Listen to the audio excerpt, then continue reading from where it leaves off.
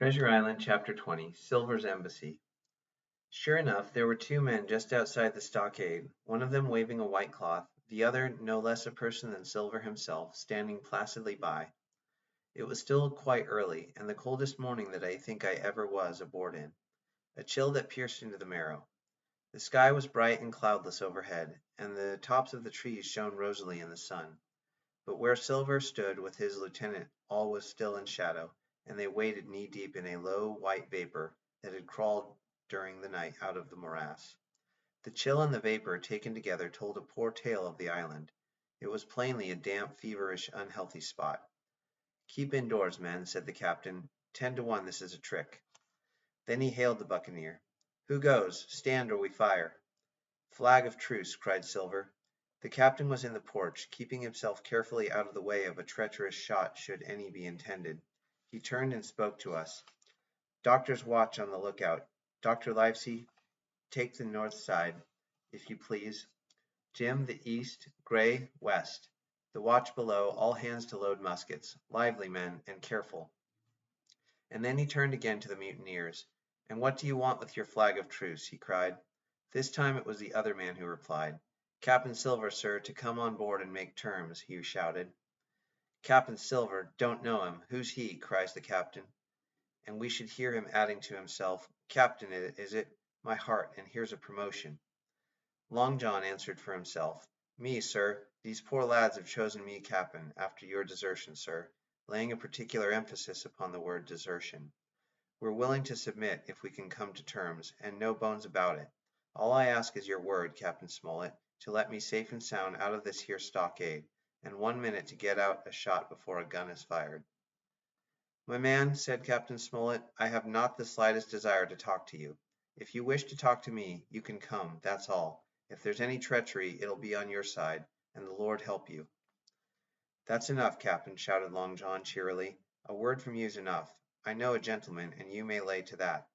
We could see the man who carried the flag of truce attempting to hold Silver back. Nor was that wonderful, seeing how cavalier had been the captain's answer. But Silver laughed at him aloud, and slapped him on the back, as if the idea of alarm had been absurd. Then he advanced to the stockade, threw over his crutch, got a leg up, and with great vigor and skill succeeded in surmounting the fence and dropping safely to the other side. I will confess that I was far too much taken up with what was going on to be of the slightest use as sentry. Indeed, I had already deserted my eastern loophole, and crept up behind the captain, who had now seated himself on the threshold, with his elbows on his knees, his head in his hands, and his eyes fixed on the water, as it bubbled out of the old iron kettle in the sand. He was whistling to himself, "Come, lasses and lads." Silver had terrible hard work getting up the knoll. What with the steepness of the incline, the thick tree stumps, and the soft sand, he and his crutch were as helpless as a ship in stays. But he stuck to it like a man, in silence, and at last arrived before the captain, whom he saluted in the handsomest style. He was tricked out in his best. An immense blue coat, thick with brass buttons, hung as low as to his knees, and a fine laced hat was set on the back of his head. "Here you are, my man," said the captain, raising his head. "You had better sit down." "You ain't a-going to let me inside, cap'n," complained Long John. It's a main cold morning, to be sure, sir, to sit outside upon the sand." "Why, Silver," said the captain, "if you had pleased to be an honest man, you might have been sitting in your galley. It's your own doing. You're either my ship's cook, and then you were treated handsome, or Captain Silver, a common mutineer and pirate, and then you can go hang." "Well, well, cap'n," returned the sea cook, sitting down as he was bidden on the sand. "You'll have to give me a hand up again, that's all. A sweet pretty place you have of it here. Ah, there's Jim. The top of the morning to you, Jim. Doctor, here's my service. Why, there you all are together like a happy family, in a manner of speaking." "If you have anything to say, my man, better say it," said the captain. "Right you were, Captain Smollett," replied Silver. "Duty is duty, to be sure. Well now, you look here. That was a good lay of yours last night. I don't deny it was a good lay. Some of you pretty handy with a handspike end, and I'll not deny neither but what some of my people was shook. Maybe all was shook. Maybe I was shook myself. Maybe that's why I'm here for terms. But you mark me, cap'n, it won't do twice, by thunder. We'll have to do sentry go, and ease off a point or so on the rum.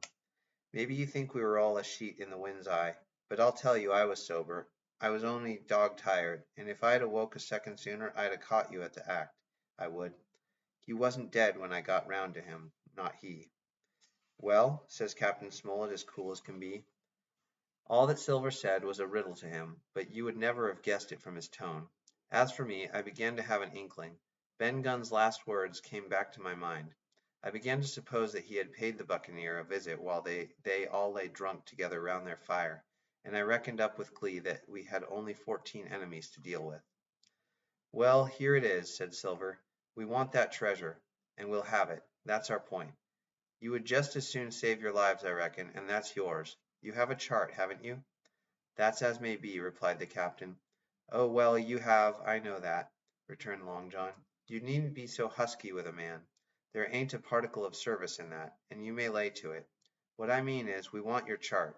Now, I never meant you no harm, myself.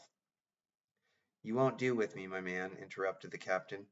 We know exactly what you meant to do, and we don't care, for now you see you can't do it. And the captain looked at him calmly and proceeded to fill a pipe. If Abe Gray, Silver broke out. Avast there, cried Mr. Smollett. Gray told me nothing, and I asked him nothing, and what's more, I would see you and him and this whole island blown clear out of the water into blazes first. So there's my mind for you, my man, on that. This little whiff of temper seemed to cool Silver down. He had been growing nettled before, but now he pulled himself together. Like enough, said he. I would set no limits to what gentlemen might consider shipshape, or might not, as the case were. And seein' as you are about to take a pipe, cap'n, I'll make so free as to do likewise. And he filled a pipe and lighted it, and the two of them sat silently smoking for quite a while, now looking each other in the face, now stopping their tobacco, now leaning forward to spit. It was as good as the play to see them. Now, resumed Silver, here it is. You give us the chart to get the treasure by, and drop shooting poor seamen, and stoving off of their heads in while asleep. You do that, and we'll offer you a choice. Either you come aboard along of us, once the treasure's shipped, and then I'll give you my affidavy, upon my word of honor, to clap you somewhere safe ashore. Or if that ain't to your fancy, some of my hands being rough, and having old scores, on account of hazing, then you can stay here, you can. We'll divide stores with you, man for man, and I'll give my affidavy as before, to speak the first ship I sight, and send them here to pick you up. Now you'll own that's talking. Handsomer you couldn't look to get, not you, and I hope, raising his voice, that all hands in this here blockhouse will overhaul my words, for what is spoke to one is spoke to all. Captain Smollett rose from his seat, and knocked out the ashes of his pipe in the palm of his left hand. Is that all? He asked. Every last word, by thunder, answered John. Refuse that, and you've seen the last of me but musket balls. Very good, said the captain. Now you'll hear me. If you'll come up one by one, unarmed, I'll engage to clap you all in irons, and take you home to a fair trial in England. If you won't, my name is Alexander Smollett. I've flown my sovereign's colors, and I'll see you all to Davy Jones. You can't find the treasure. You can't sail the ship. There's not a man among you fit to sail a ship. You can't fight us. Gray there got away from 5 of you. Your ship's in irons, Master Silver. You're on a lee shore, and so you'll find I stand here and tell you so. And they're the last good words you'll get from me, for in the name of heaven, I'll put a bullet in your back when next I meet you. Tramp, my lad, bundle out of this, please, hand over hand and double quick.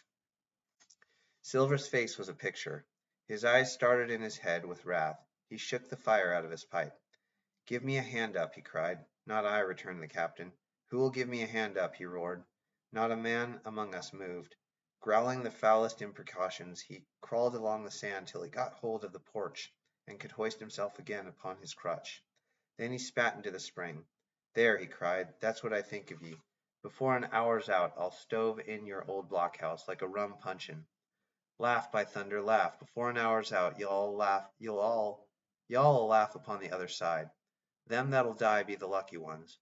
And with a dreadful oath he stumbled off, ploughed down the sand, was helped across the stockade after 4 or 5 failures by the man with the flag of truce, and disappeared in an instant afterward among the trees.